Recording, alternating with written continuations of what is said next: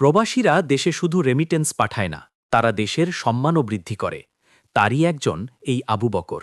Saudi আরবে পরিচ্ছন্নতার কাজ করলেও সে আজ আমাদের দেশের অনেক বড় সুনাম ছড়িয়েছে। ভিডিওতে লক্ষ্য করলে দেখবেন একজন ব্যক্তি হাজিদেরকে ফ্রিতে জায়নামাজ দিতেছে। আবু বকরও একটি নিয়েছে। পিছন থেকে একজন হাজি জায়নামাজ নিতে আসছিল, কিন্তু জায়নামাজ শেষ হয়ে যাওয়ায় সে নিতে পারে নাই। আবু বকর তখন ওই হাজিকে তার জায়নামাজটি দিয়ে দিল। এই দৃশ্যটা এনাম শরীফের সিসিটিভিতে ধারণ হয়।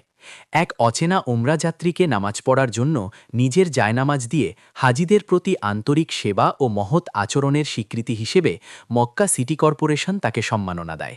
তারা বলেন, এই উদারতা পবিত্র শহর মক্কা ও মসজিদুল হারামের মহান আদর্শের এক বলিষ্ঠ প্রতিফলন। পাশাপাশি তাকে জিজ্ঞাসা করা হলো, তুমি কি করতে চাও? আবু বকর বলেন, আমি সারাটা জীবন মক্কার খাদেম হয়ে কাজ করতে চাই। তার এই ভিডিওটা আগে সৌদি আরবের নিউজের হেডলাইন আর তুর্কি সেলিব্রিটিদের পোস্টেও।